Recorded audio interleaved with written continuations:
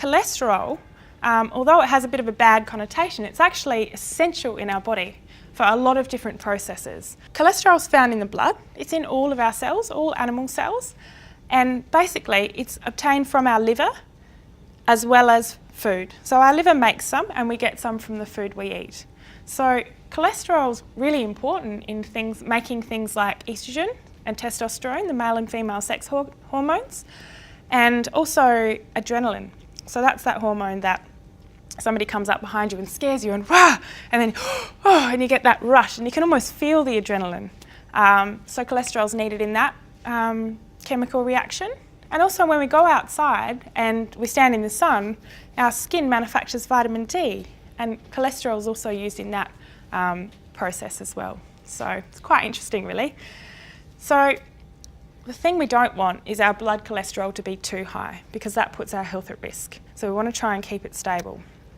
So the levels of blood cholesterol, I'll talk about which ranges we want to keep it in, but the closer and the tighter you can control your blood cholesterol levels, the better off you are in terms of reducing your risk of a cardiac event, because they're all quite closely interrelated.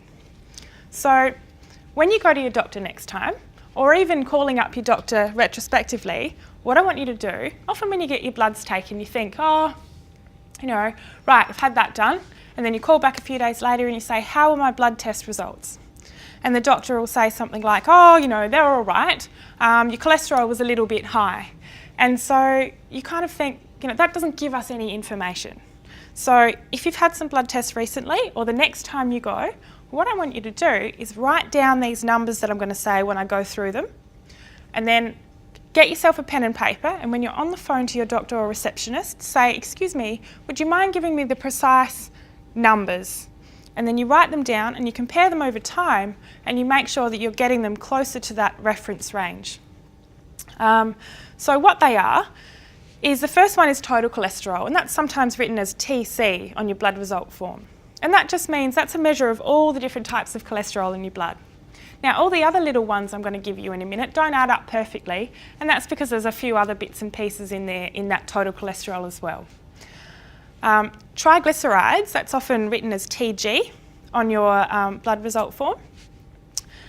They're bad fats. So they're the fats that circulate in our arteries and blood vessels in our bloodstream, and they're sticky and they stick to things. So we don't want to have high triglycerides. Then we've got LDL, and this is the one I want you to remember. So LDL, we want to try and keep it low because it's bad. So LDL, they're the circulating fats in our bloodstream.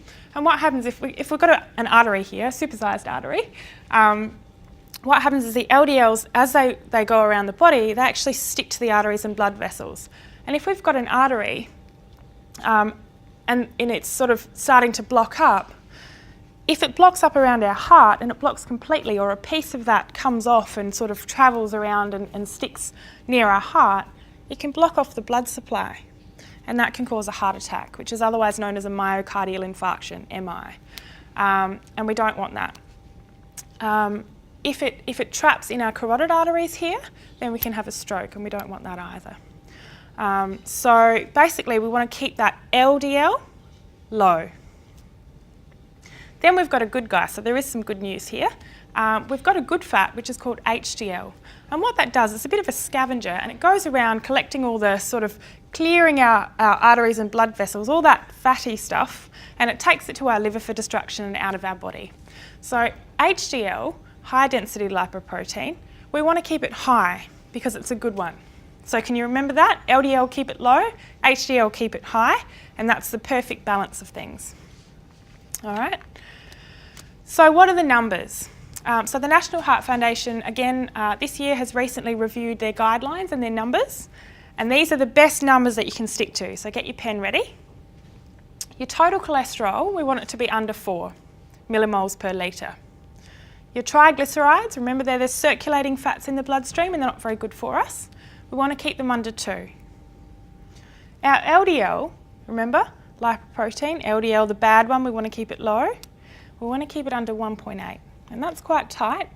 These levels here are for patients who have had been diagnosed with cardiac disease before, so heart disease, but they are a good target for everybody. And your HDL, over 1, so we want to keep it high. Now what can happen is if all your blood results are perfect and they're within those tight ranges, and then you look at your total cholesterol and it's high, it might be that your HDL, the good one, is even higher than 1. So that can sort of put it up a little bit. So do have a close look at what that is. But what we're going to do is now go through, okay, my LDL isn't low or my HDL isn't high. What can I do about that? So now I'm going to run through with you how you can improve some of those results on your cholesterol form. How to increase HDL. So your HDL is not as high as you want. So what we want to try and do is reduce our weight into the healthy weight range. We want to exercise more because independently of what we eat and all the other factors, exercise can increase our HDL, which is good.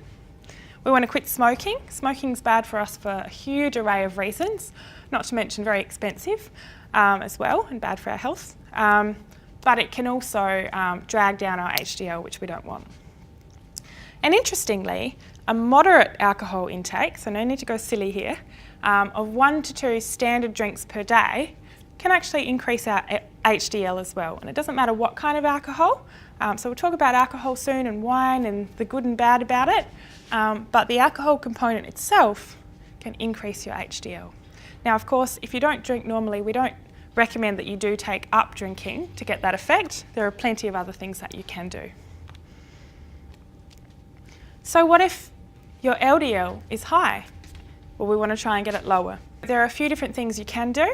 Increasing our soluble fibre, and we'll talk about that in the fibre section. Fibre actually binds cholesterol and takes it out of our body, so that's great. Reducing our weight if we're overweight. Reducing our total and saturated intake and replacing that with good fats, which we'll talk about too. And plant sterols as well, which we'll talk about next. So increasing your plant sterols. So they're the things that you can do to try and decrease that LDL. So then people say to me, well, what about dietary cholesterol? So remember before I talked about, our liver makes cholesterol, but then we also get it from our food. The cholesterol from our food is called dietary cholesterol.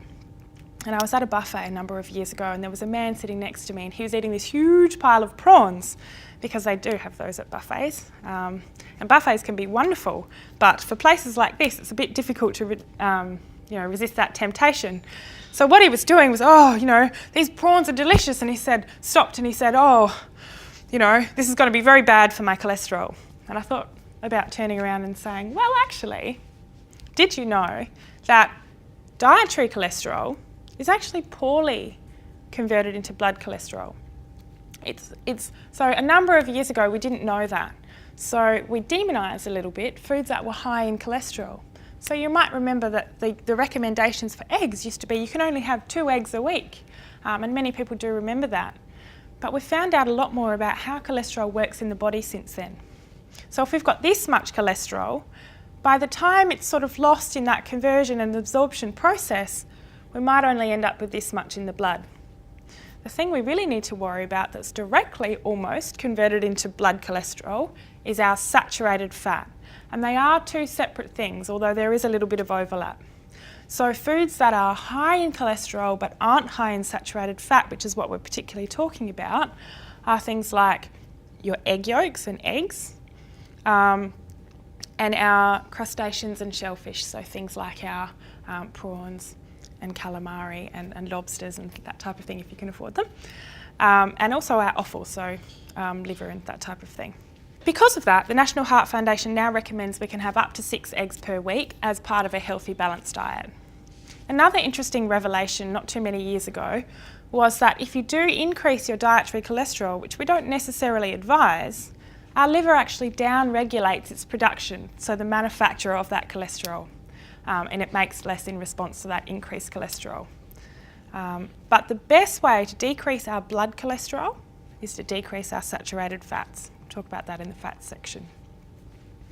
So now we're going to talk about plant sterols. Plant sterols, they're something we can do to help with our blood cholesterol. So have you heard of them before? Plant sterols, what are they?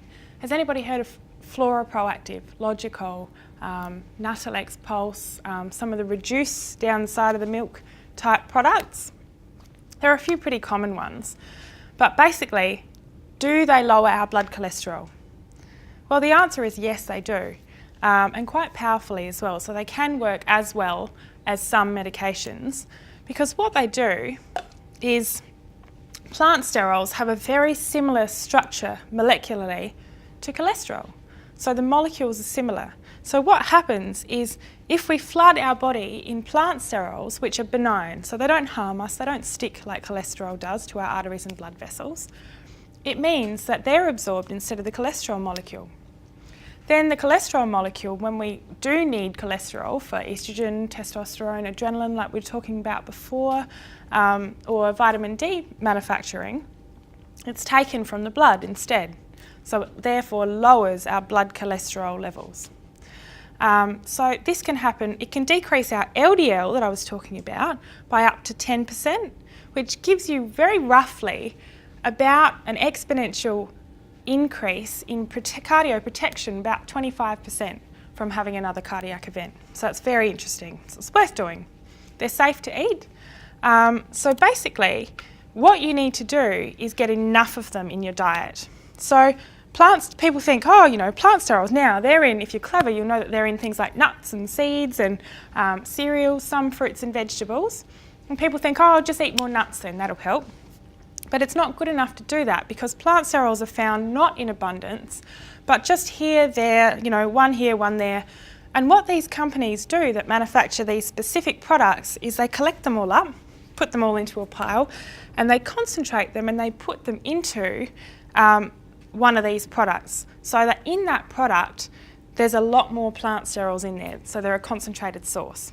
And if you're not sure whether the product has plant sterols in it or not, I'll give you a really quick, easy way to find out. Look at the price tag. They're about 3 or 4 times the price. They're much more expensive. And I guess that reflects that almost medicinal quality that they do have. So, do they lower our blood cholesterol? Yes, but there's a catch. And the catch is that we need to have enough of them. So what we're recommending is 2 to 3 grams of plant sterols per day. Now, to the average person, that means nothing. So I'll tell you how to do that. It's 3 serves of plant sterols. So you need to find a product that has plant sterols in it. So for instance, now we don't endorse any particular products, these are just ones I grabbed, but this one here, Heart Active, it says lowers cholesterol, and that's got the plant sterols in it. And so do things like, you know, this little pot of yogurt as well. So we want to try and have 3 serves a day. So basically, you can also get the little Live Active, sort of the look like a little bit like Philadelphia cheese, the cream cheese pots. So they're craft brand, or just having a look around. There's always an ever-changing variety of products, or the Logical, Flora Proactive, that type of thing. 1 serve is 250 mils of that special milk with the plant sterols specifically added to it, or 2 teaspoons of spread, so that one of those enriched spreads, or a little pot of yogurt, such as that little pot there. So if you have a look, if you're label reading, and we'll talk about that a little bit later, you're looking for plant sterols on here. And remember that I said we want 2 to 3 grams per day. Now you look at per serve, this has 0.9 grams of plant sterol per serve. It's very small writing, so you might need a magnifying glass to have a look. And that's 1 serve. So that's one of our 3. So let's say in a typical day, you get up in the morning and you have a bowl of cereal and you have 1 cup of the plant sterol milk on it, that's 1 serve gone. Morning tea, you have a pot of yogurt, that's 2 serves. And then at lunchtime you have a sandwich with 1 slice, 2 slices of bread with 1 teaspoon of spread on each, that's 3 serves, and you're done for the day. Now more isn't going to give you any additional benefit. Okay, so it's not like having 6 is better than having 3. At 3, your blood's saturated with the plant sterols and there's enough in there for it to do its job. If you have less, it's still beneficial. You still get some of the plant sterols floating around, but it's no good having sort of 1 spoon every week or 2. That's not going to do a lot because of the way that they work.